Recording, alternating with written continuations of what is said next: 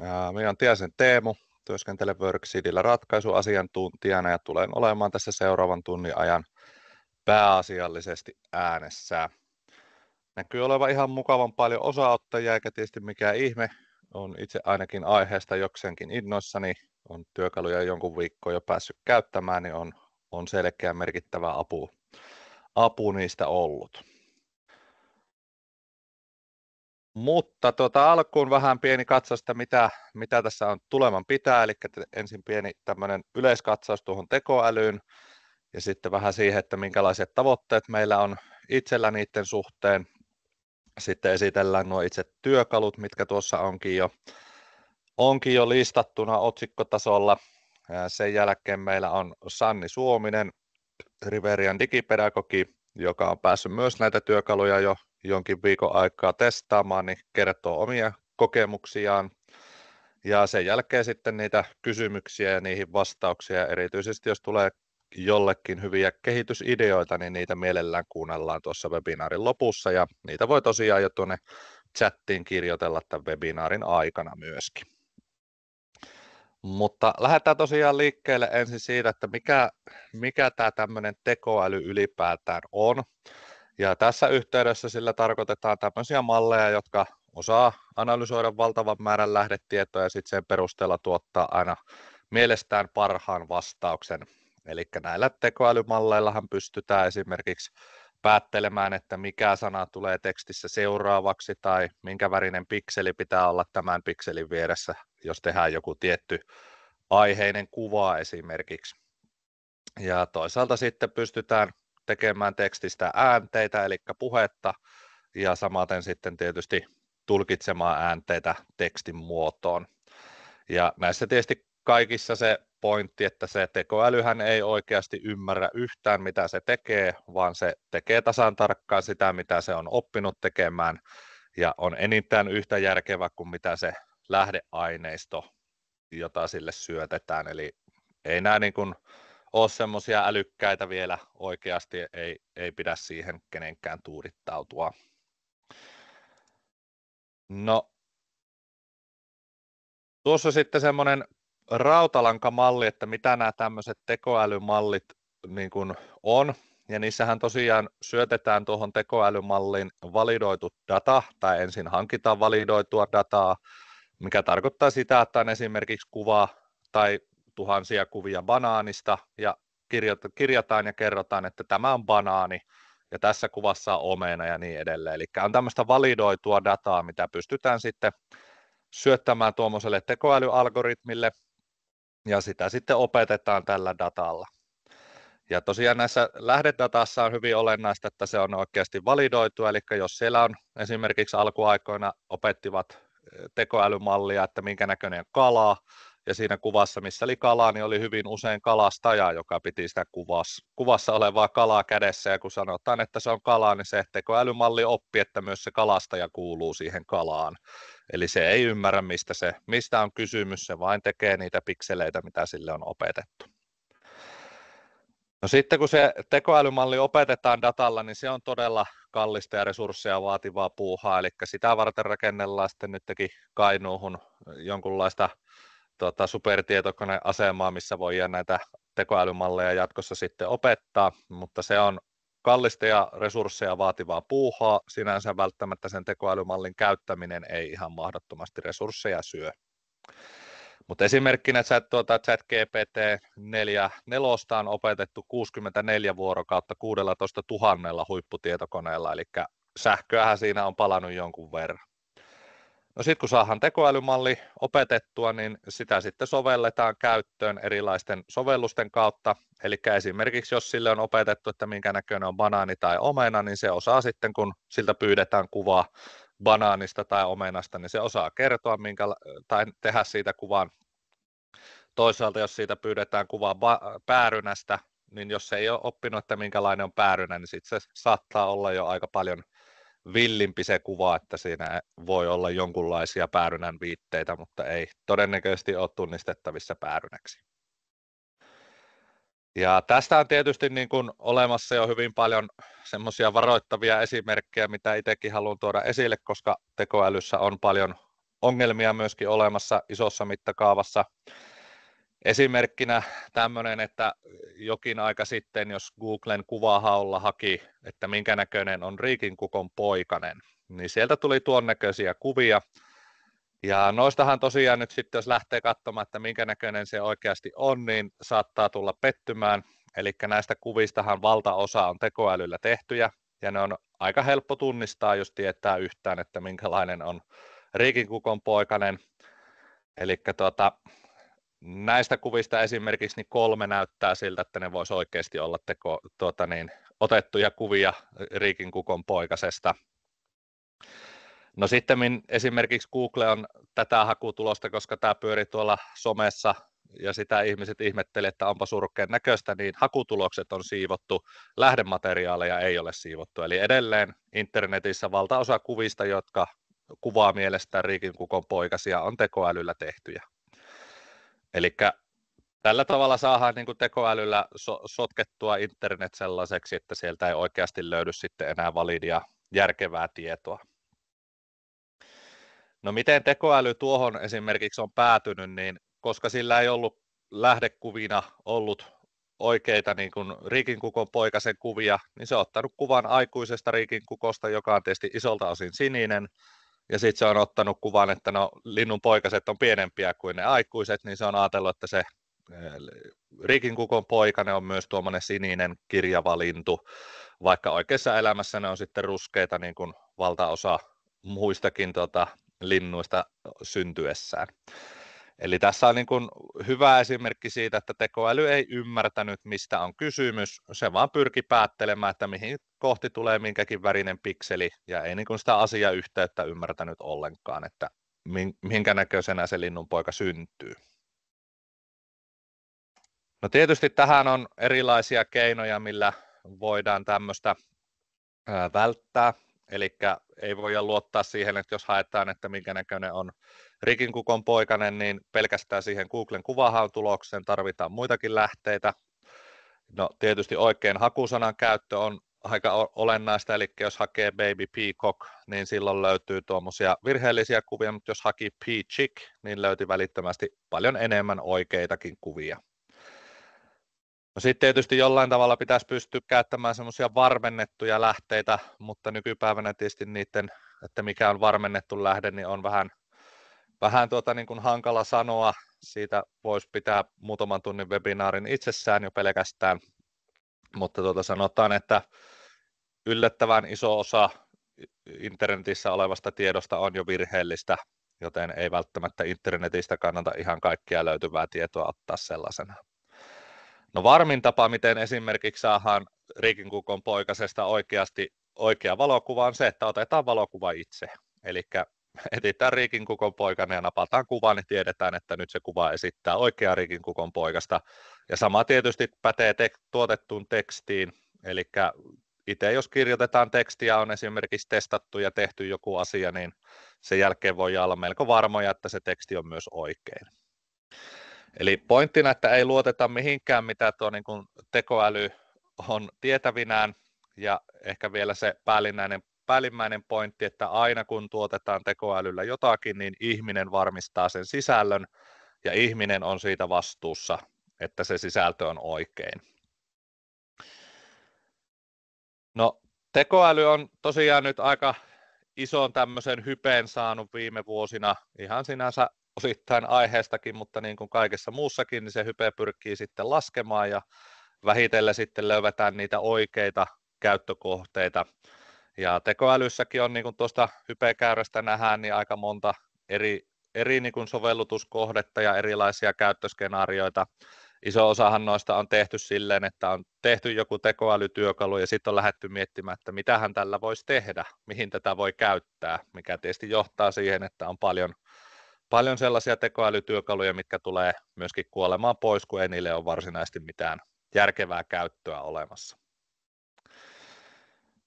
No aika moni on nyt sitten tässä vaiheessa kerinnyt liimailla tuotteisiinsa erilaisia AI-tarroja päälle, ja joilla ei niin kuin loppujen lopuksi ole loppukäyttäjälle ollut minkäänlaista lisäarvoa, mutta me ei ole tietysti haluttu siihen lähteä, vaan on näitä eri toimintoja ja käyttöskenaarioita testailtu jo pidemmän aikaa omassa piirissä ja nyt on sitten todettu, että nyt alkaa olla nämä tekoälymallit semmoisella tasolla, että näistä saadaan oikeasti lisäarvoa käyttäjälle.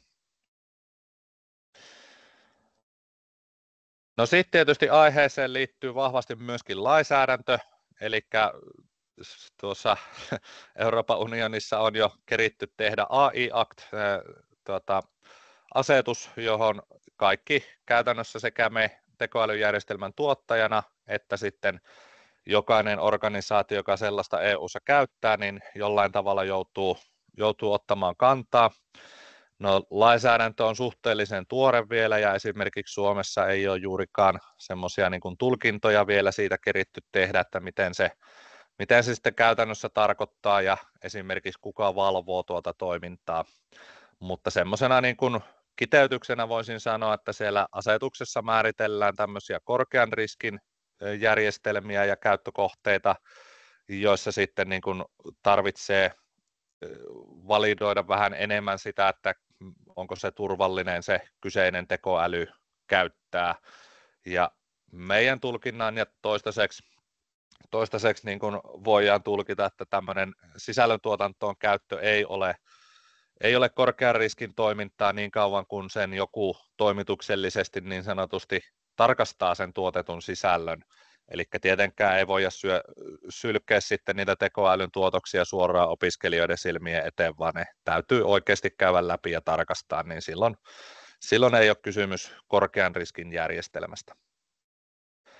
No kuitenkin esimerkiksi tämä AI-akti-tulkinta voi johtaa siihen, että kaikkiin tekoälyllä muokattuihin tai tuotettuihin sisältöihin tarvitaan jonkinlainen maininta siitä, että tekoäly on siihen osallistunut, vaikka sen olisi ihminen tarkastanut. No, tätä seurataan tietysti meille ja osallistutaan tähän tulkintojen kehittymiseen siinä määrin kun pystyy, että jos sellainen tulee, niin myös sellainen toiminto tietysti lisätään, että se ei tarvitse loppukäyttäjän sitä aina muistaa tehdä. No, tästä kuitenkin AI-aktista johtaa semmoinen hyvin selkeä linjaus, että jos meidän alustan sisällä olevilla työkaluilla tuotetaan jotakin sisältöä tai muokataan sitä, niin sitä on luvallista käyttää vain meidän alustan sisällä, eli ihan jo sen takia, että jos sitten sitä käytetään muuallakin, niin sitten tuo lainsäädännöllinen tulkinta näistä meidän työkaluista heti muuttuu erilaiseksi. Mutta tämmöinen on tosiaan olemassa ja sitä totta kai sitten noudatetaan.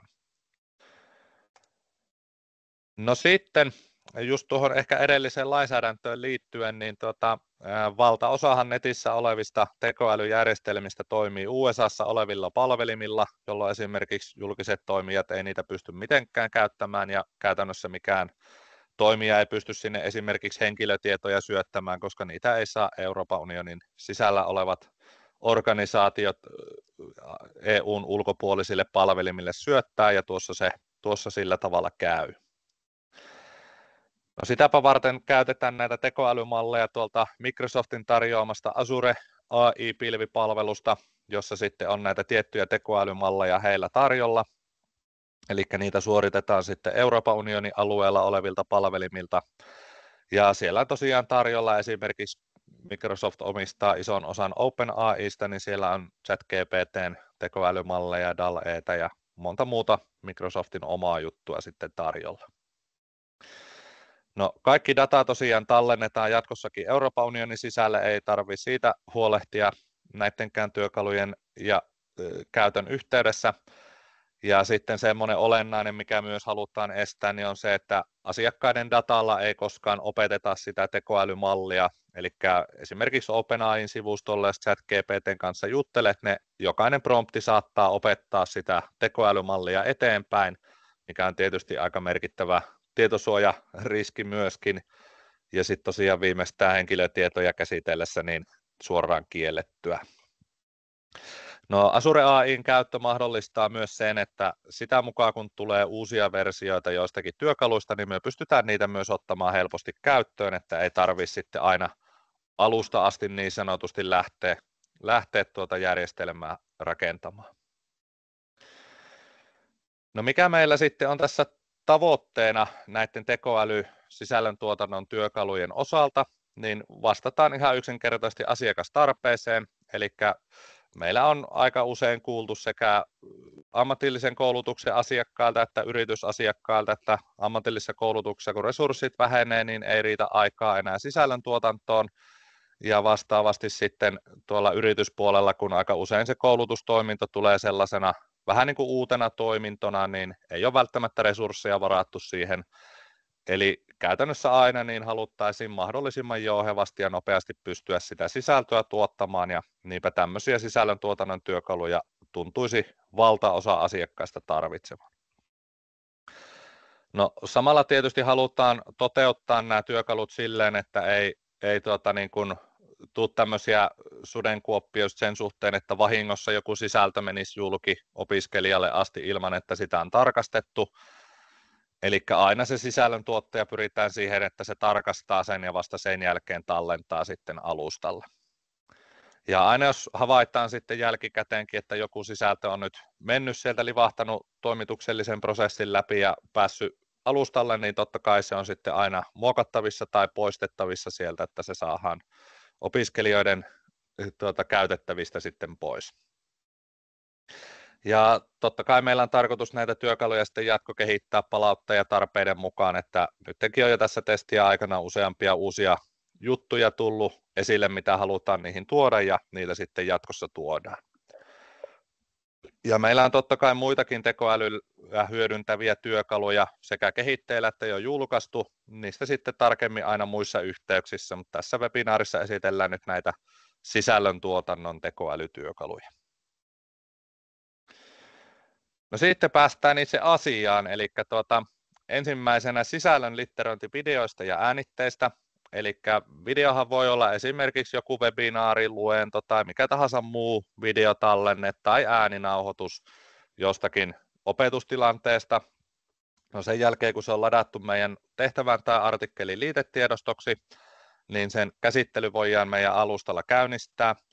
Ja tuohon käsittelyyn käytetään käytännössä Azure AI-palvelusta löytyvää speech-toimintoa, joka sitten litteroi sen tekstin.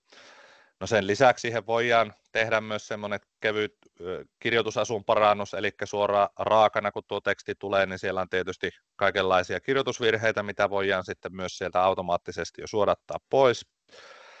Ja tämä litterointi vaatii yllättävän paljon aikaa, eli se on suunniteltu sille se työkalu, että kun sinne on laitettu oman kokemuksen mukaan esimerkiksi 20 minuuttia pitkä video, niin noin 10 minuuttia sen litterointi kestää, että se on valmiina sitten se teksti siellä taustalla, niin kannattaa muita juttuja tehdä siinä odotellessa ja sitten käydä noutamassa se teksti. No sitten kun se tekstisisältö on sieltä videosta tai äänitteestä saatu ulos, niin se voidaan tietysti kopioida johonkin artikkeliin tai tehtävän lisätietoihin, ja siinä on tosiaan 2 vaihtoehtoa. Ja sen jälkeen se teksti on muokattavissa ihan niin kuin mikä tahansa muukin tekstisisältö, ja tosiaan se tarkoitus on, että se käydään läpi ja sen jälkeen vasta tallennetaan siihen sisältöön. No miltä tuo nyt sitten näyttää käytännössä, niin nyt ollaan tuossa meidän alustalla sisällöntuotannon näkymässä, ja sieltä sitten löytyy tuo painike, mistä saadaan lisättyä liitetiedostoja artikkeliin esimerkiksi. Ja siitä avautuu sitten tietysti tuo tiedoston valinta, ja no ensin meidän alusta käsittelee sen itse videon, eli se muokataan sillä tavalla, että se jouhevasti nettiselaimessa toimii.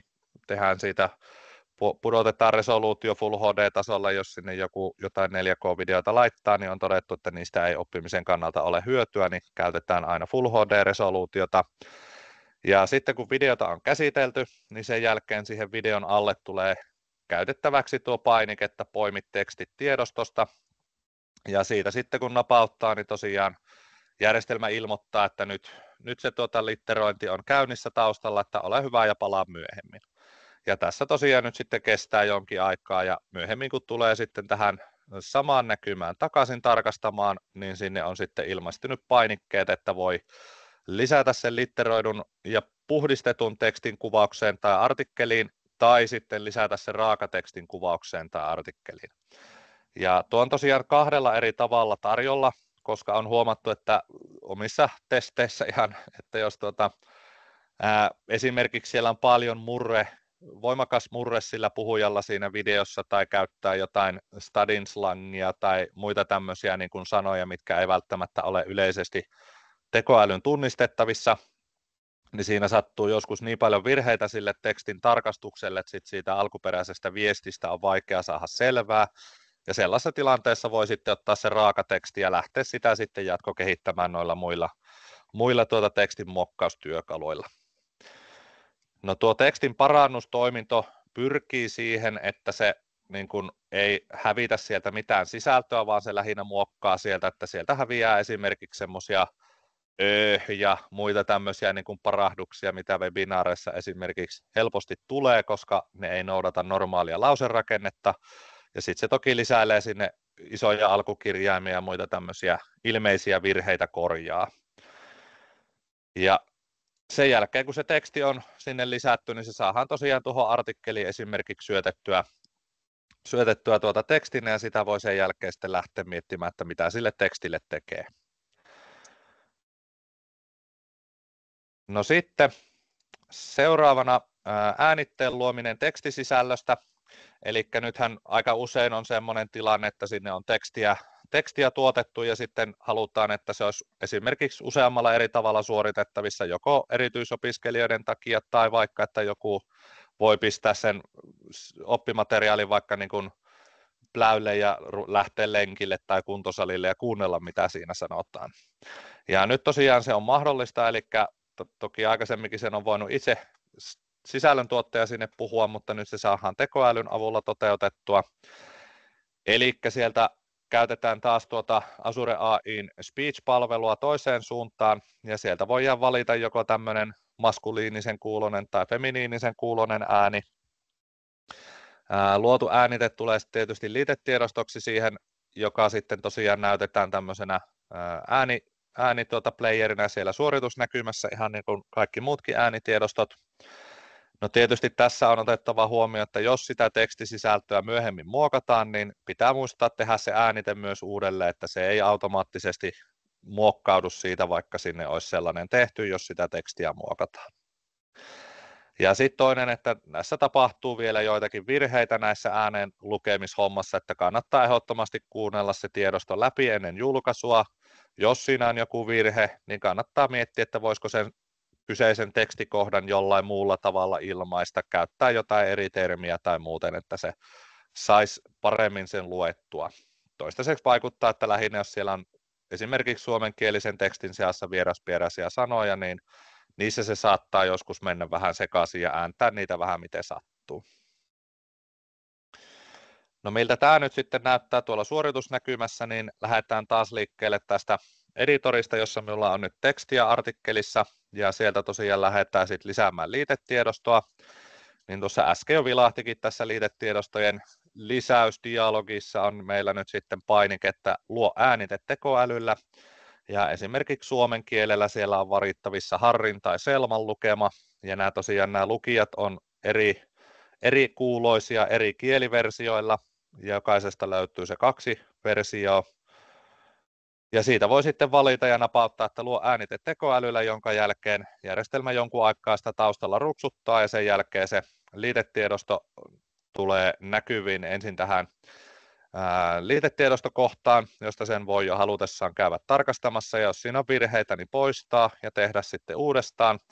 Mutta olennaisintahan tässä on, että sitten se tuolla suoritusnäkymässä näkyy tällä tavalla suorittajalle tämmöisenä audioplayerina, josta sitten saa vielä vähän nopeutta muutettua, että jos haluaa vähän nopeammin kuunnella tai vähän hitaammin sitä luettua tekstiä, niin se onnistuu tuosta suoraan tuon selaimessa näkyvän toiminnon kautta. No sitten semmoinen vähän niin kuin varovaisemmin käytettävissä oleva toiminto on tuo kuvituksen luominen. Eli niin kuin nähtiin tuossa alussa esimerkki, että siellä voi tulla hyvinkin pahoja virheitä sille tekoälylle. Se ei välttämättä ymmärrä, mitä se tekee, mutta on me tuolla itsekin saanut tehtyä ihan päteviäkin kuvia. No joka tapauksessa tuota on testailtu jonkun verran taustalla, ja siellä niin kuin aina kun lähdetään kuvaa tekemään, niin käytetään ensinnäkin pohjalla promptina sen tehtävän tai artikkelin nimeä. No siitä meidän tekoälysysteemi nyt sitten vähän niin kuin jalostaa semmoisen kunnollisen promptin, että jos se nimi on joku tietty, niin minkälaisella promptilla voitaisiin saada siihen järkevä oppimateriaaliin soveltuva kuva. No se luotu kuva sitten tulee tuohon alustalle kuvaeditoriin, ihan niin kuin mikä tahansa muukin kuva. Ja jos se ei ole kelvollinen, niin voi tietysti muokata sitä promptia ja yrittää uudestaan. Ja kaikista aiheista ei todellakaan tuo tekoäly osaa tuottaa järkeviä kuvia.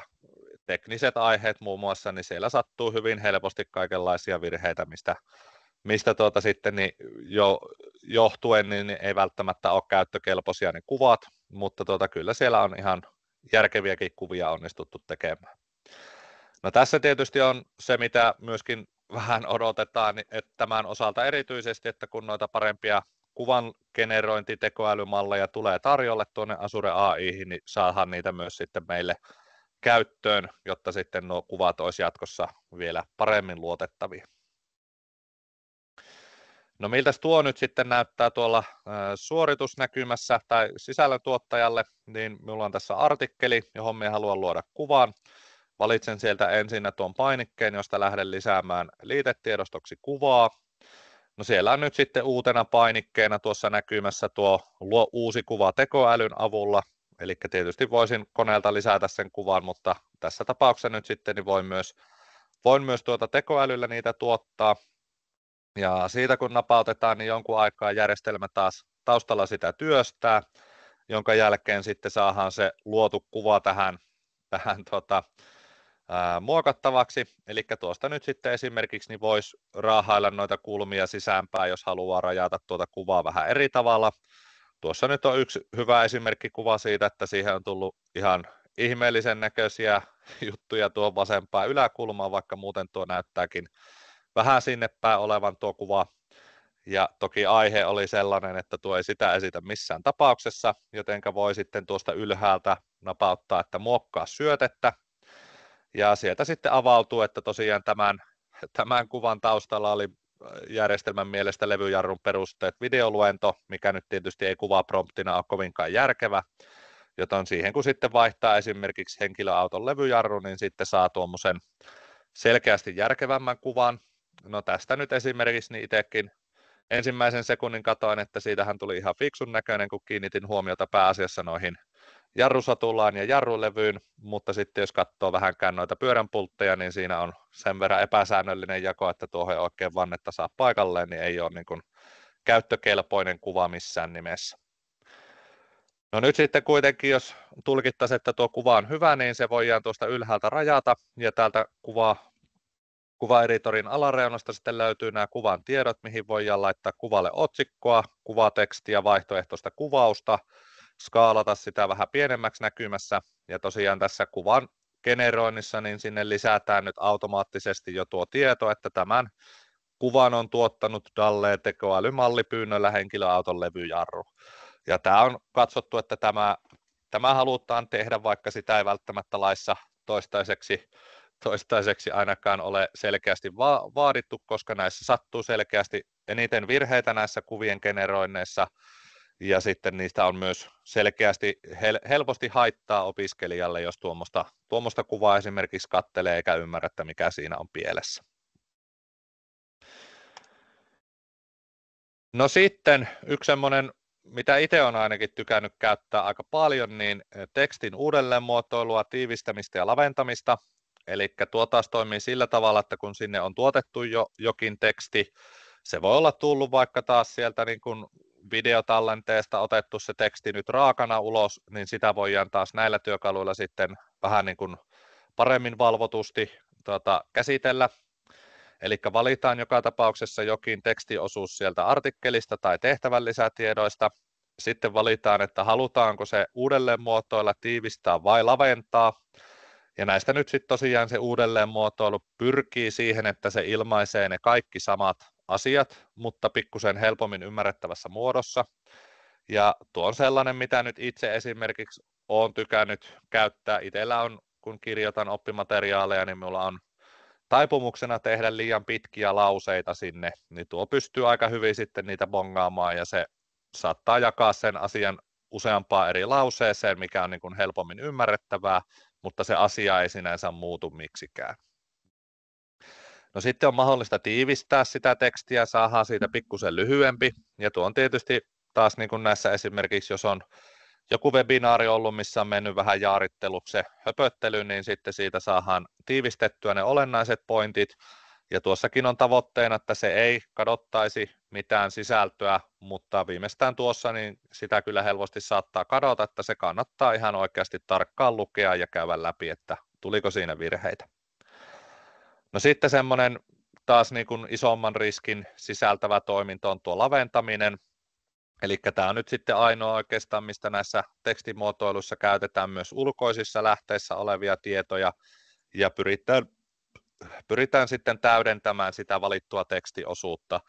Eli jos siellä on joku asia ilmaistu vähän yksinkertaisesti ja lyhyesti ja tuntuu, että tähän voisi haluta lisää lihaa luitten ympärille, niin voi kokeilla sitä laventamista, mutta ehdottoman tarkasti on tarkastettava, että tuliko siinä jotain virheitä tai hallusinoiko se ihan omiaan nyt se tekoäly siinä kohtaa, mutta sillä ainakin niin kuin ideoita pystyy saamaan, että mitä asioita siinä nyt sitten kannattaisi itse tuoda esille tuon laventamisen kautta.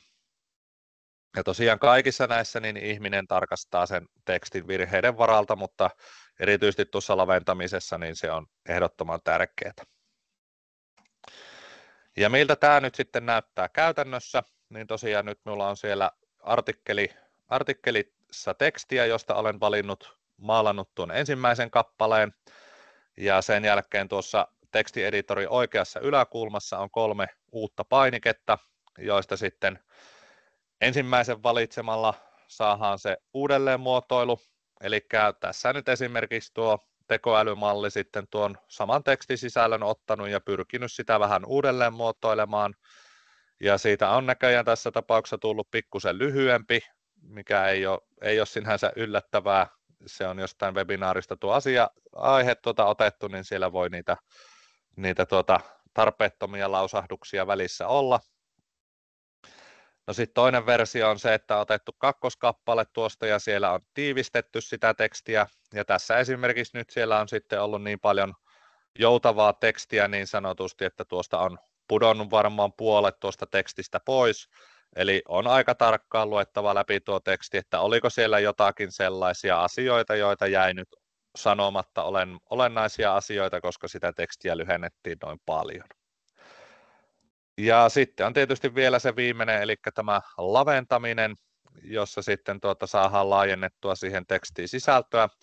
Ja siinäkin joskus käy silleen, että jos se lähdeteksti sisältää paljon niin kuin toistelua ja muita tämmöisiä tarpeettomia lausahduksia, niin tässä tapauksessa esimerkiksi tuo laajennettu teksti on hyvin vähän maltillisesti pidempi kuin tuo alkuperäinen, mutta olettaisin, että sinne on jonkun verran uusia asioita kuitenkin tuotu esille.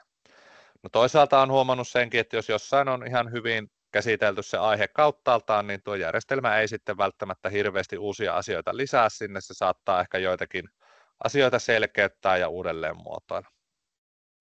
Ja näissä tosiaan kaikissa 3 on se pointtina, että nyt sitten avataan tähän modaaliin tämä teksti, jota on käsitelty, ja sen jälkeen kun on tarkastettu, sitä voidaan tuossa jo muokata sitä tekstiä, niin sen jälkeen vasta painetaan tuolta alhaalta, että korvaa, jolloin se saadaan tuohon alkuperäisen tekstin paikalle sitten vietyä.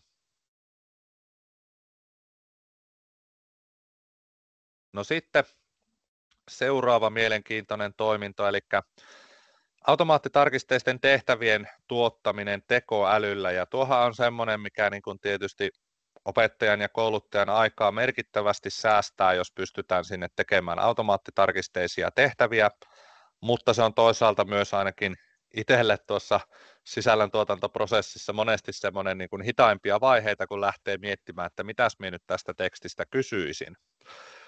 Ja tämä tosiaan toiminta nyt sitten toimii silleen, että siellä näkyy tuon HoviSP-sisältöjen valintanäkymässä uusi painike, ja tosiaan, jotta tämä toimii, niin täytyy tietysti asiakkaalla olla HoviSP-työkalut käytössään. No sitten se luo jokaisesta sen kyseisen sivun artikkelista 3-5 tehtävää, eli tuo on havaittu, että on semmoinen sopiva määrä tehtäviä yleensä artikkeli, jos on niin kuin järkevän pituinen, että siellä niin kuin seuraava artikkeli jaettu sitten seuraavalla otsikolla, niin se yhdessä artikkelissa on niin kuin järkevästi tekstiä sillä, että siitä helposti sen 5 tehtävää saa. Jos siellä on vähän kapelosti sitä tekstiä, niin järjestelmä tekee vähemmän niitä tehtäviä, ja on huomannut, että jos on hyvin vähäinen määrä tekstiä, niin vaikka se tekisi 3 tehtävää, niin se saattaa kysyä vähän niin kuin samaa asiaa monella eri tavalla.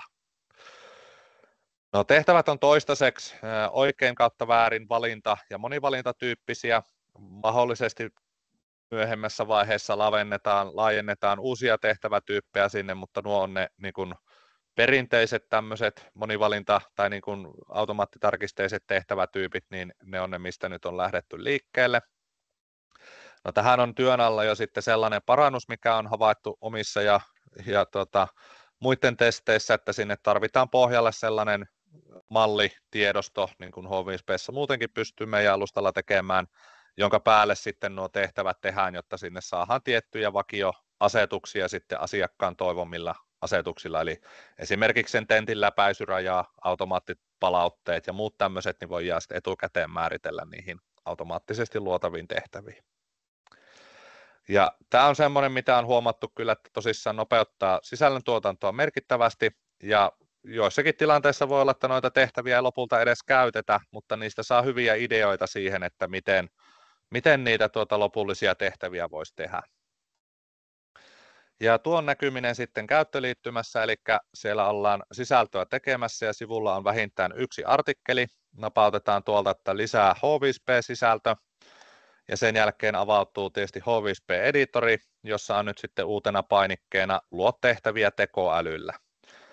Ja tuolta sitten kun napautetaan, niin tietysti järjestelmä jonkin aikaa taas taustalla sitä prosessoi.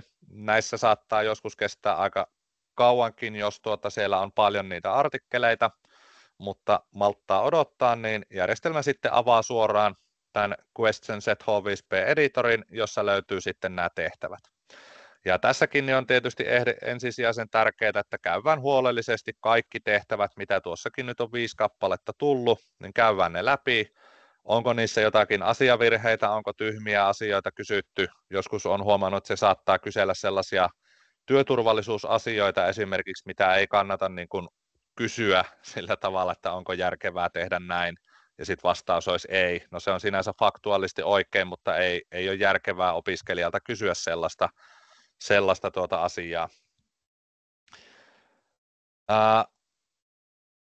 Sitten kun on käyty ne tehtävät läpi, sanoisin oman ehkä hanskavakion mukaan, että noin 10% noista tehtävistä, mitä tuo tekee, niin kaipaa jonkinlaista muokkausta. Se voi olla monesti, että sieltä otetaan joku vaihtoehto pois pelkästään, tai sitten, että siellä on niin kuin joku kirjoitusasu pikkusen huono tai muuten, että jonkinlaista muokkausta kaipaa noin 10%, mutta valtaosa on ihan päteviä tehtäviä. Ja sitten kun se on saatu tuohon, niin tietysti tallennetaan tuo H5P-editori, ja sisältönäkymässähän sitten opiskelijalle ne näkyy esimerkiksi tuolla tavalla nuo question set-tehtävät, että sieltä sitten niitä suoritetaan, ja järjestelmä automaattisesti tulkitsee, että kuinka monta meni kelläkin oikein. No, sitten taitaa olla viimeinen toiminto, sisältöjen kääntäminen uusille kielille, eli meillä on asiakkaita, joilla on 7-8 eri kieliversiota samasta sisällöstä, ja on aika paljon kysytty sitä, että haluttaisiin jonkinlainen automaattikäännös sinne pohjalle. Ei välttämättä ole tietenkään aina niin kuin suoraan oikein se lopullinen käännös, mutta se jo paljon nopeuttaa sitä käännöstä. No, tämä on nyt tosiaan sitten mahdollista tehdä, ja onnistuu kaikille kielille, mitä meidän järjestelmä tukee. Taitaa olla tällä hetkellä jo toistakymmentä kieliversiota olemassa. No, ehkä semmoisena niin kuin nyrkkisääntönä, mitä on tuossa testaillut, niin voi olla järkevää, että käännetään niin kuin englanninkielisestä versiosta muihin kieliin. Siinä tulee vähiten virheitä. Eli jos tiedetään jo tuotantovaiheessa, että aiotaan kääntää 7 kielelle, niin kannattaa tehdä ehkä englanninkielinen ensimmäisenä ja sitten sitä lähteä kääntämään muille. Tai sitten tekee jonkun kielen, jonka kääntää ensin englanniksi, tietysti siinä vaiheessa huolellisesti tarkastaa ja sitten lähtee kääntämään muille kielille. No, tästä on tosiaan semmoinenkin jatkokehitys jo huomattu ja on käynnistetty suunnittelu, että miten se toteutetaan. Eli jos siellä on tämmöisiä vakiotermejä alalla tai vaikka jossain ympäristössä, niin kuin esimerkiksi meidän omassa akatemiassa on sitten noita niin kuin käyttöliittymätermejä, niin tarvitaan tämmöinen sanakirjatoiminto sinne taustalle, jotta se kääntää aina esimerkiksi harjoitesanan samalla tavalla, eikä sille, että se vaihtelee, että onko se nyt milloin assignment ja milloin se on task ja niin edelleen. Ja miltä tuo nyt sitten näyttää, niin tuossa minulla on suomenkielinen artikkeli, mistä otettiin äsken sieltä videosta ne tekstit. Ja tuolta nyt sitten artikkelin oikeasta yläkulmasta löytyy, että kun tässä ympäristössä on 2 kieliversiota aktiivisena, niin valitaan noista tuo EN, jolloin järjestelmä kysyy, että haluatko kääntää sisällön automaattisesti. Ja siihen kun valitaan kyllä, niin se sitten sylkäisee tuohon editoriin suoraan sen englanninkielisen version. No tämä tietysti ei tässä vaiheessa ole taas vielä tallentunut, vaan tarkoitus on, että se käydään läpi huolellisesti ja sen jälkeen tuolta alempaa sitten vasta tallennetaan. No, tuossa vielä nopea niin kuin kertausesimerkki tämmöistä tuotantoputkesta, mitä itse olen tässä nyt muutaman kerran jo tehnyt, eli joku PowerPoint-tiedosto esimerkiksi, niin siitä halutaan oppimateriaalia tai joku valmiiksi jo videoitu luento, niin se PowerPoint tosiaan videoidaan, no sitten siitä videosta otetaan puheet ulos tekstiksi, eli kun siihen on höpötelty se koko esitys, niin saadaan paljon muutakin sisältöä kuin mitä siinä niin kuin PowerPointissa lukee niissä slideilla. Sen jälkeen muokkaillaan niitä tekstejä mahdollisesti vähän järkevämpään muotoon. Voidaan luoda niistä vaikka puheäänet. Joissakin tapauksissa on tehty myös sille, että se alkuperäinen video on tässä kohti poistettu. Eli on jätetty sinne vaan ne tekstisisällöt ja niistä on ollut ääneen puhutut ja sitten tehdään niistä tehtävät. Ja parhaillaan muutamassa minuutissa on niin kuin käyty läpi ne sisällöt, mitä sieltä on tullut ja tehty niistä tehtävät ja saatu niin kuin valmista videosta järkevää oppimateriaalia, mihin olisi mennyt normaalisti sitten, sanotaan aika äkkiä tunteroinen on kulunut, kun tuommoista lähtee hieromaan. On tosiaan ostettavissa 300 € per ympäristö per vuosi, eli on melko huokea minun mielestä, jos ajatellaan sitä työaikaa, minkä tämä säästää. Ja tosiaan sitten, jos on tämmöisiä isompia oppilaitosasiakkaita, joilla on enemmän ympäristöjä, niin kuitenkin enintään 2400 € per asiakas, eli ei kuitenkaan kasva sitten loputtomiin asti, vaikka olisi joillakin on kymmeniä ympäristöjä olemassa. Eli hinta skaalautuu sen mukaan, miten monta ympäristöä on käytössä. No sitten vielä tämmöisenä sokerina niin pohjalla niin sanotusti, niin on haluttu tuoda tämä työkalut kaikille asiakkaille kokeiluun. Eli on tammikuussa 2025 kaikille asiakkaille aktivoidaan nuo työkalut, niin ne tulee sinne automaattisesti, kaikki muut paitsi se kuvien luominen, osittain juuri näistä syistä, mitä Sannikin mainitsi, se syö tosi paljon resursseja, eikä haluta, että siellä nyt heti sitten palvelimet käy punaisena, kun tehdään vaan kuvia.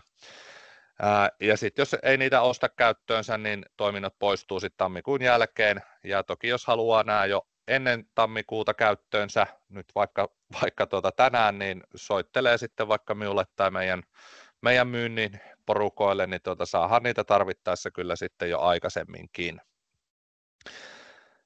Sitten niitä kysymyksiä, mitä toivottavasti on tullut, ja olin huomaavina, niin että sinne ainakin yksi kysymys tuli. Jos tosiaan on kysymyksiä, niin laittakaa tuonne chattiin. Taikka sitten nostakaa kättä, ja siellä oli tosiaan yksi kysymystä, sisältääkö tuo 300 kautta 2400 € per vuosi rajattomat tokenit. No